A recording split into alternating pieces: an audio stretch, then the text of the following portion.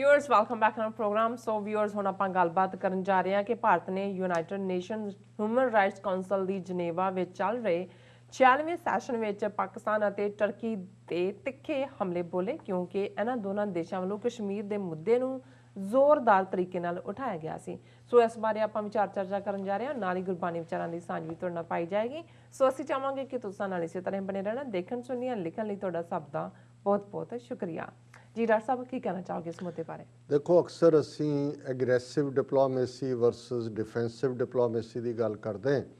ਹੁਣ तक बहुत वार पाकिस्तान ने इंटरनेशनल फोरम्स के उत्ते वो कश्मीर का मुद्दा होए, भारतीय एजेंसी रॉ की पाकिस्तान च इंटरफेरेंस होए, उन्होंने वालों कीतियां जा रही ईवन अफगानिस्तान दे विच जो गलत कार्रवाइयां ने वो होए, कदे भी अदर दैन कि एक टैरिज्म के उत्ते डॉजियर जिहड़ा उन्होंने UN नूं दिता है, कोई बहुती एग्रैसिव डिप्लोमेसी नहीं दिखाई। और जदों उन्होंने दिखाई उदों असीं उहदी तारीफ भी की।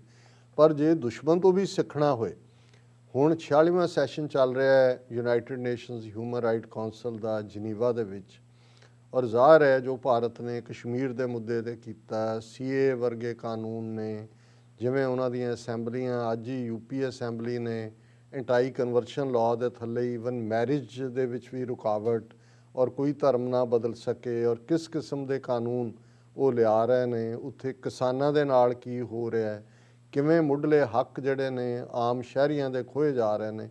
इन्ने क मुद्दे ने कि इन्हां नूं जिन्हों कहंदे ने कि भाई सिर खुरकदिआं नूं भी दा भी इन्हां कोल वक्त ना हुंदा उहनूं डिफेंड करन च। पता नहीं, क्योंकि मैं पाकिस्तानी मीडिया च भी किसी डिस्कशन च नहीं देखिया कि भी की होया। ज़ाहिर है ਜਦੋਂ ਇਹ ਖਬਰ ਦੇਖੀ ਕਿ ਜੀ India takes on Pakistan and turkey at UN human rights council, ਤਾਂ ਮੈਨੂੰ ਪਤਾ ਲੱਗਿਆ ਕਿ ਭਾਈ ਉਹਨਾਂ ਨੇ ਕਿਸ ਲੈਵਲ ਦੀ ਐਗਰੈਸਿਵ ਡਿਪਲੋਮੇਸੀ ਕੀਤੀ ਹੈ। ਯੰਗ ਡਿਪਲੋਮੈਟ ਉਹਨਾਂ ਨੇ ਰੱਖੇ ਹੋਏ ਨੇ, ਬੀਬੀਆਂ ਨੇ ਉਹਨਾਂ 'ਚ ਕਾਫੀ, ਔਰ ਕਿਵੇਂ ਉਹ ਪੂਰਾ ਐਗਰੈਸਿਵ ਉਹਨਾਂ ਨੇ, ਜਦੋਂ ਟਰਕੀ ਨੇ ਵੀ ਕਸ਼ਮੀਰ ਦਾ ਇਸ਼ੂ ਰੇਜ਼ ਕੀਤਾ, ਪਾਕਿਸਤਾਨ ਨੇ ਵੀ ਕੀਤਾ, ਔਰ ਕਿਵੇਂ ਉਹਨਾਂ ਨੇ ਐਗਰੈਸਿਵਲੀ ਪਾਕਿਸਤਾਨ ਨੂੰ ਜਿਹੜਾ ਉਹ ਹੈਡ ਔਨ ਲੈਂਦਿਆਂ ਇਹ ਕਿਹਾ कि जी पाकिस्तान तो जी है वो क्लीयर एग्जाम्पल है पाकिस्तानी स्टेट और टैररिस्ट का, और ये जी है फुली कॉगनीजेंट ये है दुनिया नूं भी उत्थे की हो रहा है।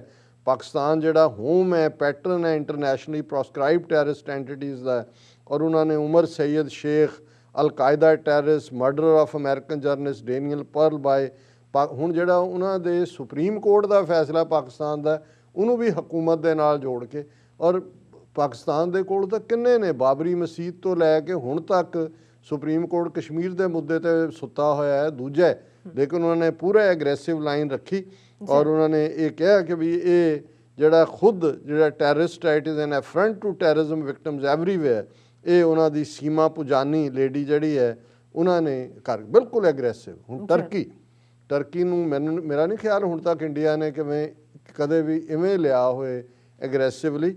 टर्की दे उत्ते उन्हें इंडियन डेलीगेशन ने कहा कि टर्की सानू की दसेगा पहला जे, क्योंकि टर्की ने कहा भी इंडिया जिहड़ा UN दे रेजोल्यूशन ने कश्मीर ते मन्ने, उहदे च उन्होंने कहा as far as the subject of UN resolution is concerned we would advise Turkey to practise what it preaches by first implementing those UN resolutions in Cyprus that apply to it। उन्होंने कहा जी पहला सबक देण तो पहला अपना सबक जिहड़ा अपने मुल्क च लागू करो, साइप्रस दे विच जिहड़ा वो कराओ रेफरेंडम जां प्लेबिसाइट करवाओ।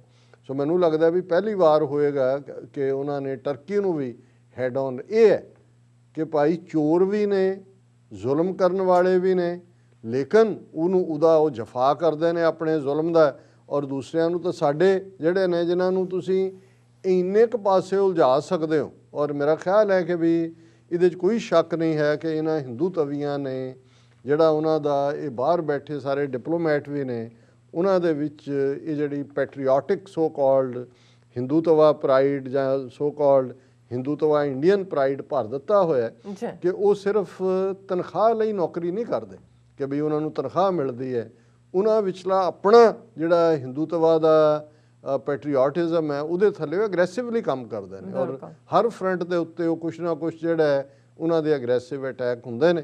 ਔਰ ਮੈਨੂੰ ਇਹ ਲੱਗਦਾ ਹੈ ਵੀ ਪਾਕਿਸਤਾਨ ਦਾ ਜਿਹੜਾ ਡਿਪਲੋਮੈਟਿਕ ਕਾਡਰ ਹੈ ਦੁਨੀਆ ਭਰ ਦੇ ਵਿੱਚ ਐਫੀਸ਼ੀਐਂਟ ਹੋਣਗੇ, ਮਿਹਨਤੀ ਹੋਣਗੇ, ਪਰ ਇਹ ਜਦੋਂ ਤੁਸੀਂ ਇਹਨਾਂ ਮੁੱਦਿਆਂ ਦੇ ਉੱਤੇ ਐਗਰੈਸਿਵਨੈਸ ਦੇਖਦੇ ਹੋ ਉਹ ਕਿਤੇ ਨਜ਼ਰ ਨਹੀਂ ਆਉਂਦੇ, ਔਰ ਕਈ ਵਾਰ ਤਾਂ ਖਬਰਾਂ ਵੀ ਨਜ਼ਰ ਨਹੀਂ ਖਬਰਾਂ ਆਉਂਦੀਆਂ, ਨਜ਼ਰ ਨਹੀਂ ਔਰ ਉਹਨਾਂ ਦਾ ਮੀਡੀਆ ਵੀ ਇਸ ਮੁੱਦੇ ਦੇ ਉੱਤੇ ਉਹਨਾਂ ਨੂੰ ਕੋਈ ਪਤਾ ਨਹੀਂ ਹੁੰਦਾ ਕਿੱਥੇ ਕੀ ਚੱਲ ਰਿਹਾ। ਇੱਕ ਦੋ ਉਹਨਾਂ ਦੇ ਐਨਲਾਈਟਨਡ ਬੰਦੇ ਪਾਸਿੰਗ 'ਚ ਗੱਲ ਕਰ ਦਿੰਦੇ ਨੇ, ਪਰ ਕਦੇ ਫੋਕਸਡ ਕੋਈ ਗੱਲ ਨਹੀਂ ਹੁੰਦੀ ਕਿ ਭਾਈ ਚੱਲ ਕੀ ਰਿਹਾ ਦੁਨੀਆ 'ਚ, ਔਰ ਤੁਹਾਡਾ ਕੀ ਸਟੈਂਡ ਹੈ, ਔਰ ਤੁਸੀਂ ਜਿਹੜੇ ਵਿਕਟਮ ਹੋ ਭਾਰਤੀ ਟੈਰਰਿਜ਼ਮ ਦੇ, ਉਸ ਭਾਰਤ ਨੂੰ ਕਿਵੇਂ ਚੈਲੰਜ ਕਰਨਾ।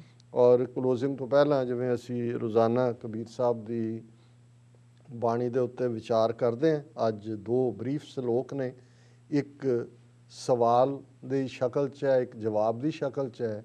ਔਰ ਕਿਉਂਕਿ ਪਹਿਲੇ ਸਲੋਕ ਦੇ ਵਿੱਚ ਜਿਨ੍ਹਾਂ ਦੋਨਾਂ ਹੀ ਭਗਤਾਂ ਦਾ ਜ਼ਿਕਰ ਹੈ, ਉਹਨਾਂ ਦੀ ਬਾਣੀ ਵੀ ਗੁਰੂ ਗ੍ਰੰਥ ਸਾਹਿਬ 'ਚ ਦਰਜ ਹੈ, ਭਗਤ ਨਾਮਦੇਵ ਜੀ ਔਰ ਭਗਤ ਤਰਲੋਚਨ ਜੀ, ਔਰ ਅਸੀਂ ਉਹਨਾਂ ਦੇ ਉੱਤੇ ਵਿਚਾਰ ਵੀ ਕੀਤੀ ਹੋਈ ਹੈ। ਔਰ ਇਹਨਾਂ ਨੂੰ ਕਿਉਂਕਿ ਕੋਟ ਕਬੀਰ ਸਾਹਿਬ ਕਰ ਰਹੇ ਨੇ, ਔਰ ਇਹ ਇਸ ਤੋਂ ਜ਼ਾਹਰ ਹੈ ਕਿ ਇਹ ਦੋਨੋਂ ਹੀ ਨਾਮਦੇਵ ਜੀ ਤਰਲੋਚਨ ਜੀ ਕਬੀਰ ਸਾਹਿਬ ਤੋਂ ਪਹਿਲੇ ਹੋਏ ਜਾਂ ਸਮਕਾਲੀ ਸੇਮ ਵਕਤ ਤੇ ਹੋਣਗੇ। ਔਰ ਇਹ ਹੈ ਹੁਣ ਜ਼ਾਹਰ ਹੈ ਕਿ ਨਾਮਦੇਵ ਜੀ ਜਿਹੜੇ ਛੀਪਾ ਜਾਂ ਜਿਹਨੂੰ ਛਿੰਬਾ ਅਸੀਂ ਕਹਿੰਦੇ ਹਾਂ, ਉਸ ਦਾ ਕੰਮ ਕਰਦੇ ਸਨ। ਉਹਨਾਂ ਦੀ ਜ਼ਾਤ ਬੇਸਡ ਉਹਨਾਂ ਨੇ ਆਪ ਵੀ ਆਪਣੀ ਬਾਣੀ ਦੇ ਵਿੱਚ ਇਹ ਕਿਹਾ। ਔਰ ਛਿੰਬੇ ਜਿੱਥੇ ਕੱਪੜੇ ਰੰਗਣ ਦਾ ਕੰਮ, ਉਹਨੂੰ ਜਿਹੜਾ ਉਹ ਸੀਣ ਦਾ ਕੰਮ, ਔਰ ਦੂਸਰਾ ਜੇ ਦਰਜੀ ਬਹੁਤ ਸਾਰੇ ਜਿਹੜੇ ਨੇ ਉਸ ਵਰਗ 'ਚੋਂ ਹੁੰਦੇ ਸੀ, ਔਰ ਇਸ ਦੇ ਨਾਲ ਜੁੜੇ ਹੋਏ ਨੇ। ਔਰ ਹੁਣ ਤਰਲੋਚਨ ਜਿਹੜੇ ਕਿ ਰੱਬ ਵੱਲ 24 ਘੰਟੇ ਲੱਗੇ, ਨਾਮਦੇਵ ਆਪਣੀ ਕਿਰਤ ਵੀ ਕਰ ਰਹੇ ਨੇ, ਆਪਣਾ ਉਹ ਜਿਹੜਾ ਉਹਨਾਂ ਨੇ ਕੱਪੜੇ ਸੀਣ ਦਾ, ਰਜਾਈਆਂ ਉਣਨ ਦਾ ਜਿਹੜਾ ਉਹ ਕਿੱਤਾ ਵੀ ਕਰਦੇ ਨੇ। ਔਰ ਇਸ ਦੇ ਉੱਤੇ ਉਹਨਾਂ ਦੇ ਦੋਸਤ ਨੇ ਤਰਲੋਚਨ ਭਗਤ ਜਿਹੜੇ ਸਵਾਲ ਚੁੱਕਦੇ ਨੇ, ਨਾਮਾ ਮਾਇਆ ਮੋਹਿਆ ਕਹਿ ਤਿਲੋਚਨ ਮੀਤ, ਕਾਹੇ ਛੀਪੋ ਛਾਇ ਲੈ ਰਾਮ ਨਾ ਲਾਵੋ ਚੀਤ। ਹੁਣ ਤਿਲੋਚਨ ਭਗਤ ਨਾਮਦੇਵ ਨੂੰ ਕਹਿੰਦੇ ਨੇ, ਯਾਰ ਤੂੰ ਮਾਇਆ ਦੇ ਵਿੱਚ ਹੀ ਫਸਿਆ ਹੋਇਆ, ਜਦੋਂ ਦੇਖੋ ਤੂੰ ਤੋਪੇ ਲਾ ਰਿਹਾ, ਰਜਾਈਆਂ ਉਲੰਦਣਾ ਕਹਿੰਦੇ ਨੇ ਸ਼ਾਇਦ, ਕਿ ਵੀ ਇਹ ਕਰ ਰਹੇ, ਕਿਉਂਕਿ ਜਿਹੜਾ ਛੀਪੋ ਜਿਹੜਾ ਉਹ ਰਜਾਈਆਂ ਦੇ ਜਿਹੜੇ ਗਲਾਫ ਹੁੰਦੇ ਨੇ ਉਹਨਾਂ ਨੂੰ ਕਹਿੰਦੇ ਨੇ ਕਿ ਉਹਨਾਂ 'ਚ ਟਾਂਕੇ ਲਾ ਕੇ ਸੀਣਾ। ਰਜਾਈਆਂ ਸੀ ਉਦੋਂ, ਬਲੈਂਕਟ ਤਾਂ ਅੱਜ ਵਾਲੇ ਪਾਰਟ ਵਾਂਗ ਨਹੀਂ ਸੀ। ਔਰ ਛਾਇਲੇ ਹੁੰਦਾ ਕਿ ਵੀ ਉਹ ਲਾਣਾ, ਤੋਪਾ ਲਾਣਾ। ਉਹ ਕਹਿੰਦੇ ਵੀ ਜਦੋਂ ਤੁਸੀਂ ਦੇਖੋ ਕਾਹੇ ਛੀਪੋ ਛਾਇਲ ਹੈ, ਤੂੰ ਸਾਰਾ ਦਿਨ ਤੋਪੇ ਲਾਣ ਤੇ ਰਹਿੰਦਾ ਰਜਾਈਆਂ ਦੇ। ਉਹਨਾਂ ਨੂੰ ਕੀ ਉਹਨੂੰ ਕਹਿੰਦੇ ਨੇ, ਜਿਹੜਾ ਉਹਦਾ ਹੈੱਡ ਹੁੰਦਾ ਹੈ, ਔਰ ਸਿਆੜ ਕੇ ਕੀ ਲਫ਼ਜ਼ ਹੁੰਦਾ, ਨਾਮ ਨਾ ਲਾਵੋ ਚੀਤ, ਕਿ ਵੀ ਤੂੰ ਰੱਬ ਵੱਲ, ਤੇਰਾ ਰੱਬ ਵੱਲ ਲੱਗ ਜਿਵੇਂ ਮੈਂ ਲੱਗਾ ਹੋਇਆ। ਹੁਣ ਉਹਦਾ ਜਵਾਬ ਭਗਤ ਨਾਮਦੇਵ ਦਿੰਦੇ ਨੇ, ਔਰ ਇਹੀ ਗੁਰਮਤਿ ਦਾ ਸਿਧਾਂਤ ਹੈ। ਨਾਮਾ ਕਹਿ ਤਿਲੋਚਨਾ ਮੁਖ ਤੇ ਰਾਮ ਸਮਾਲ, ਹਾਥ ਪਾਉ ਕਰ ਕਾਮ ਸਭ ਚੀਤ ਨਿਰੰਜਨ ਨਾਲ।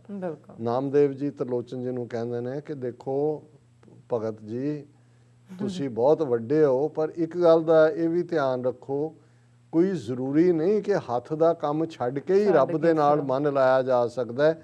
ਹਾਥ ਪਾਉ ਕਰ ਕਾਮ ਸਭ, ਕਿ ਹੱਥ ਤੇ ਪੈਰ ਰੱਬ ਨੇ ਦਿੱਤੇ ਨੇ, ਕਿਰਤ ਕਰਨੀ ਵੀ ਬੜੀ ਜ਼ਰੂਰੀ ਹੈ।